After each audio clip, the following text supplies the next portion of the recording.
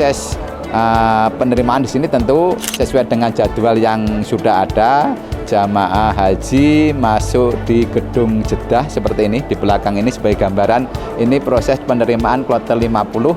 Nah, dalam penerimaan ini kita menerapkan OSS, One Stop Service, artinya kita melayani jamaah dengan cepat, dengan ramah, semua hak-haknya kita berikan di tempat ini juga, sehingga nanti setelah acara ini selesai, jamaah langsung bisa masuk di kamar untuk istirahat dan makan biar jamaah haji itu sehat nanti sampai pemberangkatannya. Nah, ketika di sini kami jelaskan tentang alur cek kesehatan dan hak-hak yang diterima jamaah dan larangan selama ada di embarkasi ini. Nah, alurnya memang jamaah semua dicek kesehatan satu persatu. Kita prioritaskan yang lansia kita dahulukan, yang pakai kursi roda itu kita lakukan cek kesehatan yang dulu. Setelah itu baru jamaah haji yang lainnya kan gitu kan. Kemudian setelah dilakukan cek kesehatan, jamaah haji langsung kita berikan paspor. Di situ ada visa haji, kemudian boarding pass pergi pulang, juga nomor seat pesawat. Setelah itu langsung kita berikan juga di belakang, itu prosesnya nanti bisa kalau melihat pas seperti ini bisa lihat. Kemudian jamaah menerima living cost langsung, otomatis tagline-nya masih haji ramah lansia dengan tambahan dengan haji bahagia itu kepada jamaah haji. Maka layanannya tentu dari segi layanan di sini misalkan ya, dari segi layanan tentu teman-teman Satgas begitu turun dari bus sudah kita siapkan yang perlu bantuan kursi roda, kita akan lakukan itu dan kita antar duduk di tempat ini belakang ini. Nanti cek kesehatan juga kita pandu terus sampai nanti ke kamar. Begitu nanti pemberangkatan juga sama dengan teman-teman pemberangkatannya. Dari segi makan juga kita layani, ketika lansia perlu makanan yang lebih lunak sudah kita siapkan dari konsumsi ini. Karena dari masing-masing kabupaten kota juga sampaikan berapa lansianya. Jadi penyiapannya juga sudah biar sinkron yang menyiapkan untuk menu lansianya.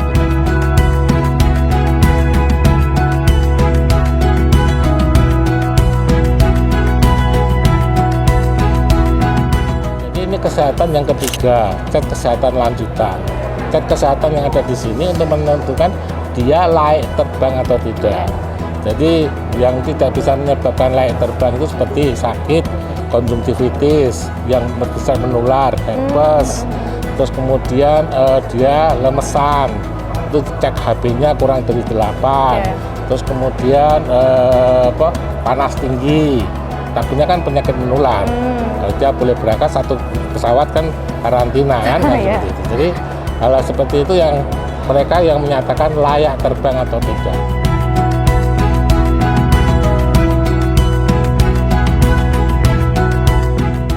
Alhamdulillah kalau ditanya suasana hatinya bercampur antara senang dan terharu karena memang penantian saya dan istri itu cukup panjang.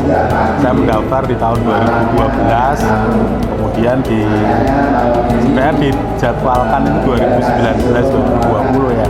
Tapi karena COVID itu kemudian keberangkatan itu mundur-mundur sampai 2025. Dan alhamdulillah qadarullah itu pada bulan Januari 2024 saya mendapat surat masuk sebagai kontingen cadangan di 2024. Kemudian kita berproses dan alhamdulillah walaupun dari cadangan termasuk yang akhirnya diberangkatkan di 2024. Dan yang membuat saya senang sekaligus terharu karena memang persiapannya hanya sekitar Januari sampai bulan Mei. Yang pertama tentunya keistiqomahan ya, kemampuan dalam hal finansial. Tapi sebenarnya yang paling penting juga adalah keyakinan kita bahwa kita itu akan diperingatkan oleh Allah SWT. Jadi walaupun mungkin saat ini ada banyak jamaah yang melihat waktu tunggunya masih cukup lama, tapi insya Allah dengan doa, dengan semangat dan keinginan untuk naik gaji secepat mungkin, insya Allah itu bisa dipercepat. Yang kedua adalah memang mulai tahun 2024 pemerintah memperketat persyaratan kesehatan.